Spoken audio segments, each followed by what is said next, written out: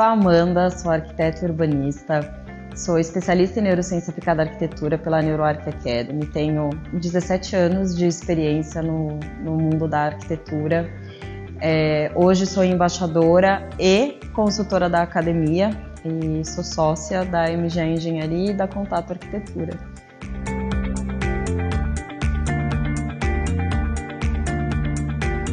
Eu costumo falar que a parte criativa ela é um resultado de vários dados que a gente vai acumulando para poder fazer esse projeto, né? Então, no mundo corporativo, a gente recebe o briefing de várias pessoas, né? Então, a gente conversa com o CEO, com o CFO, com o RH, com facilities, cada um com a sua necessidade. E a gente gosta muito de aplicar uma pesquisa a esses usuários, justamente para entender quem são essas pessoas, né? Porque a gente projeta para pessoas. Então, elas têm histórias, elas são de gerações diferentes, com necessidades diferentes, com costumes diferentes. Então, como que a gente faz esse misto, né? E aí, com base em tudo isso que a gente reúne, a gente parte para o processo criativo, né? Tem uma parte do criativo que é muito em função de norma, de coisas que precisam ser cumpridas quando a gente fala do mundo corporativo, mas a junção disso é o resultado da planta, né? Você transformar aquele ambiente na identidade e na cultura daquela empresa, daquela loja. Eu acho que isso é muito importante, você olhar o CPF por trás daquele CNPJ, sabe? Eu acho que eu costumo falar isso.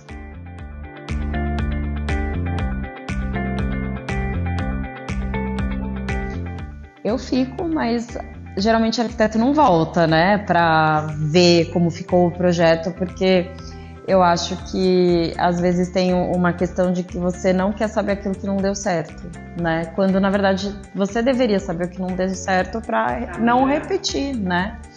Não fazer. Eu tenho, hoje a gente trabalha numa metodologia então que a gente faz a pesquisa, né, de pré e pós-ocupação, porque para a gente é muito importante ter os dados para projetar o antes e entender então o que são os usuários, não só uma necessidade física, mas quem de fato são essas pessoas, que geração elas são, aonde elas nasceram, né? Quais são os costumes, porque a gente acha que projetar em São Paulo é a mesma coisa que projetar no Rio. Não, é completamente diferente, são costumes diferentes, são culturas diferentes, apesar de estarmos no mesmo país. Então não é só a necessidade física, né? O que é aquele ser humano por trás daquela necessidade? Quais são as histórias que ele conta para que a gente una o todo, né? Então, quem são essas pessoas, as gerações, as peculiaridades, as necessidades especiais, porque existem necessidades especiais hoje, e não só necessidades para deficientes, mas a gente tem aí os neurodivergentes que têm necessidades dentro do ambiente físico muito importante, para desempenhar bom papel e tudo mais. Então, juntando esses dados do pré, eu acho que a gente consegue fazer um pós muito mais consolidado e entender o que de fato aconteceu, o que não aconteceu, por que aquelas pessoas não usam determinado espaço ou usam um espaço.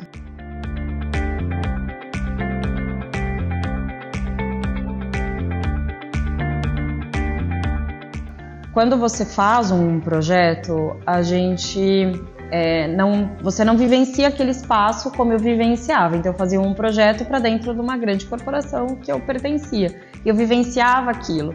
Então eu sabia o que deu certo, o que não deu, para não repetir de novo. E eu acho que é muito importante a gente fazer isso, né? A gente ter essa volta.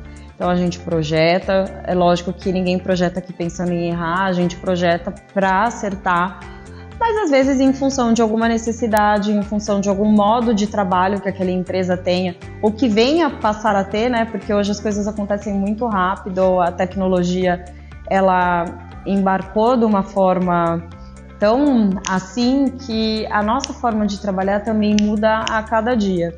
E aí é importante voltar para entender que de fato aconteceu, né? Será que aquela sala de reuniões que a gente projetou, da forma que a gente projetou, ela foi usada da maneira que imaginavam que ia ser, não é? Então eu acho que isso é muito legal, até porque você não precisa fazer grandes investimentos, né? Porque as pessoas têm isso, mudei a laje, fiz aquele investimento, inaugurei e ficou lindo, agora eu não mexo mais. Não, você pode fazer mexidas pontuais desde que você tenha subsídios que te auxiliem nessa tomada de decisão. Porque aí você não precisa fazer um grande investimento a cada 5 anos, porque hoje os escritórios não vão suportar 5 anos sem mudança, né? Acho que vai ser cada vez mais rápido, né? Tá sendo cada vez mais rápido.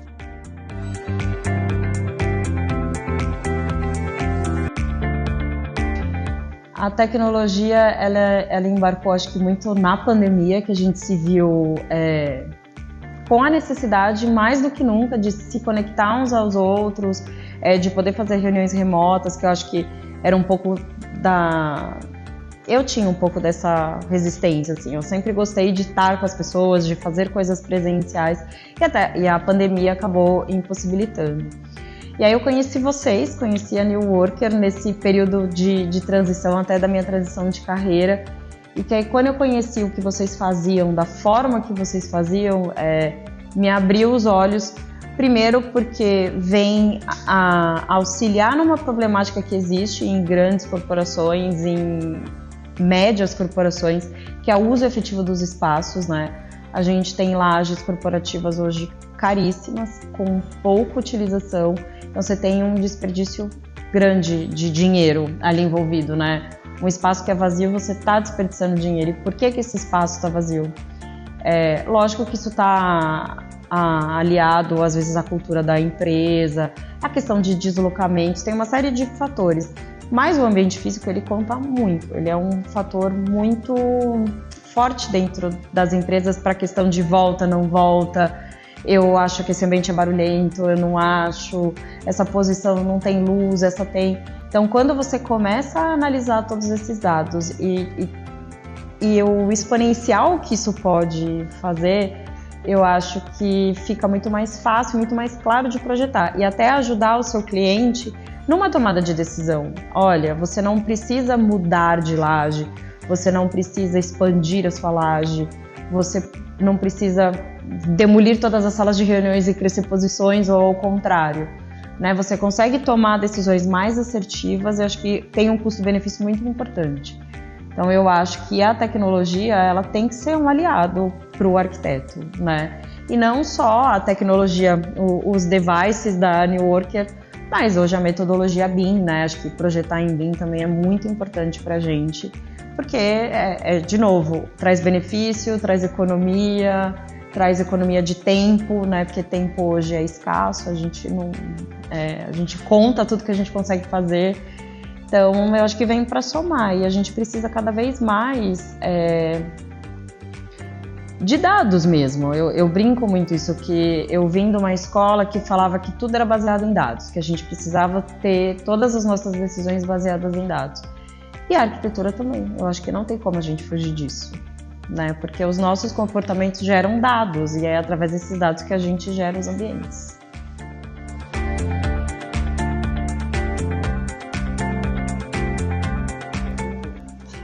Acho que o principal desafio é a gente conseguir fazer um projeto que, de fato, você impacte a vida das pessoas e não só o impacto do físico, mas que isso transborde para o comportamental. Acho que hoje em dia é muito difícil você ter dados que ajudem na tomada de decisões em determinados projetos. Então, quando a gente fala dos projetos corporativos, a gente tem briefings que a gente recebe de tudo quanto é lado, mas de fato você não tem um dado relevante para que se de fato aquilo que está sendo passado para você é uma necessidade real. E eu acho que hoje falta muito esses ajustes.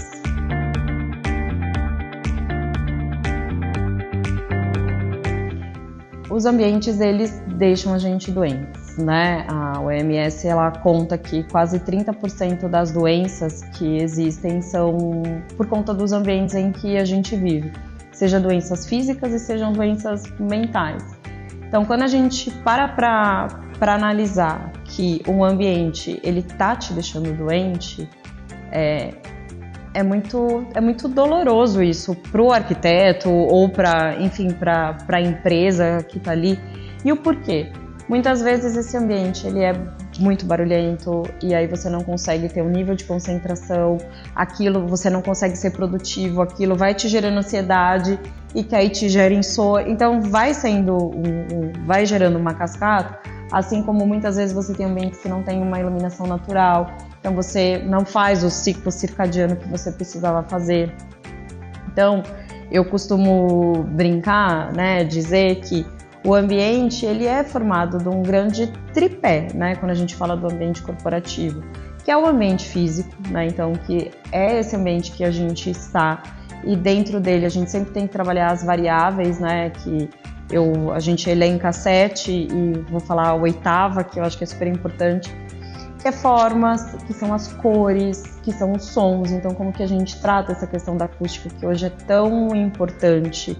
A questão de aromas, os cheiros, né? Então, dependendo de onde você está posicionado na cidade, às vezes o cheiro que tem naquele ambiente te afeta. Personalização. Cada ambiente é um ambiente, cada empresa é uma empresa. Existem pessoas com necessidades especiais, então, que precisam desses espaços personalizados. A biofilia, né? Que esse amor à vida, esse contato com a natureza, de fato, ele é restaurador. Os ambientes que curam, né? A iluminação natural, então é importante a gente ter o contato com a luz do dia, entender o que se passa do externo para o interno. E agora a gente fala de uma nova variável ambiental, que é a qualidade do ar. Qual é a qualidade do ar que a gente tem, né? Às vezes a qualidade do ar que você tem do lado interno é até superior à qualidade do que você tem do lado externo. Mas isso precisa ser levado em consideração justamente porque isso causa doenças, né?